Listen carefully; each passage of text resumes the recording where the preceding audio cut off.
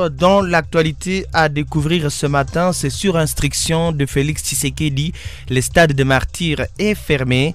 Ici, nous parlons du ministre des Sports et Loisirs, François Kaboulo, dans un communiqué du vendredi 5 mai 2023, qui a informé l'opinion tant sportive que publique que le stade des Martyrs est fermé.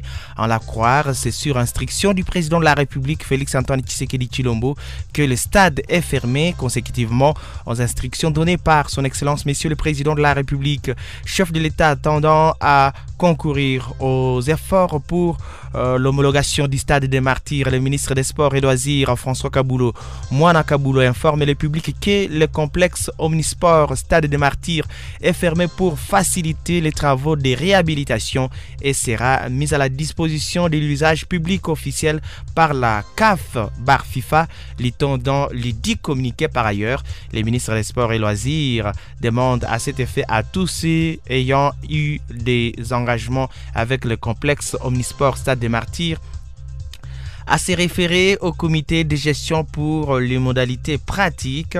Il faudra le rappeler ici dans cette antenne que les grands événements attendus au Stade des Martyrs et qui défraient la chronique congolaise et la production de l'artiste Ferregola, initialement prévu pour le 24 juin prochain.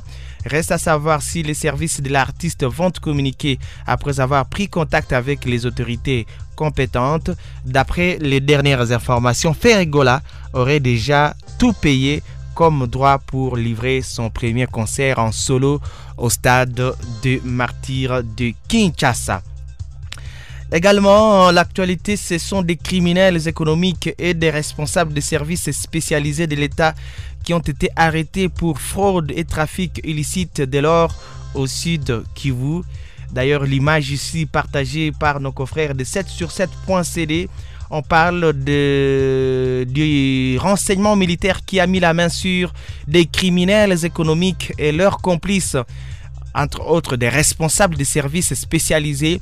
Alors, opérant dans la province du Sud Kivu, ces derniers ont été présentés au ministre de la Justice, des Mines et des Finances. C'était hier vendredi 5 mai 2023 à l'état-major du renseignement militaire à Kinshasa, capitale de la République démocratique du Congo. Selon le porte-parole de FARDC qui les a présentés à la presse, ils sont au total 25 et sont impliqués dans la fraude et le trafic illicite de l'or congolais vers le Rwanda. Ces criminels économiques, a-t-il précisé, ont été arrêtés le 1er mai dernier avec notamment 4 coffres forts, 15 ordinateurs portables, 41 téléphones et aussi des balances, des moules. Et on parle aussi de 26,1 kg d'or. Et on parle également de 406 000 $ américains et plus de 6 millions de francs congolais. Voilà, il s'agit de 25 opérateurs économiques et quelques hauts cadres de l'État responsables des services spécialisés, tous impliqués dans la fraude et les trafics illicites de l'or au Sud Kivu, et les hauts cadres de l'État arrêtés comme complices. Ils ont été arrêtés le 1er mai lors d'une opération dirigée par l'état-major des renseignements militaires à Bukavu au Sud Kivu. Lors de leur opération, donc on parle d'une quantité d'or qui a été également saisie. Il y a aussi de l'argent, il y a les francs congolais, il y a les dollars, les shillings ougandais, il y a aussi les francs rwandais, a déclaré le général Sylvain Ekenge. Avant d'ajouter, pendant que notre gouvernement se démène pour stabiliser l'économie de notre pays, ces criminels se mobilisent pour favoriser le coulage des recettes, mais aussi la fraude et le trafic de l'or vers le pays qui nous agresse. Leur arrestation est un message fort à l'endroit de tous ceux qui s'adonnent à ce genre d'entreprise dans toutes les provinces. Toutes les batteries sont mises en œuvre pour les mettre hors d'état de nuire. À l'en croire, tous ces malfrats seront mis à la disposition de la justice pour subir la rigueur de la loi. De leur côté, les 3 membres du gouvernement ont salué le travail abattu par les renseignements militaires et ont réaffirmé la volonté de l'exécutif national à combattre toute pratique pour permettre à la population congolaise de bénéficier des ressources naturelles de leur pays. Voilà l'actualité à retrouver ce matin. Nous sommes au 097 23 52 991 097 23 52 991 si vous voulez commenter l'actualité, mais tout d'abord ces carnets dédiés aux communiqués publicitaires. Voilà, de retour dans ce studio, nous parlons des inondations à Calais et on parle de plus de 170 morts et une centaine de disparus. Ici, bien sûr, c'est au moins 176 personnes qui sont mortes depuis, suite aux inondations et éboulements provoqués par des fortes pluies qui se sont abattues sur les territoires de Calais et aussi de Kivu la nuit du 4 au 5 mai 2023. Selon le gouvernement provincial, les villages les plus touchés sont Bouchouchou et Nyamukoubi, où on enregistre également une centaine de personnes disparues. Pour sa part, Maître Thomas Bakenga, administrateur du territoire de Calais, qui renseigne que les écoles et plus de 1000 maisons ont été détruites à Nyamukoubi et à Bouchouchou. Il précise que suite aux éboulements et débordements des rivières Chibira et Nyamukoubi, la route nationale numéro 2, tronçon Calais-Goma, est impraticable.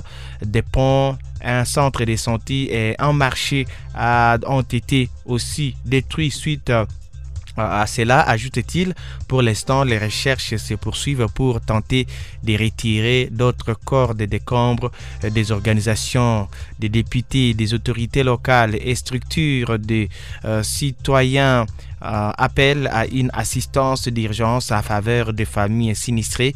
Le gouvernement Théo Kassi s'est rendu sur place et a promis que son gouvernement prendra en charge le soin des blessés et les funérailles des victimes.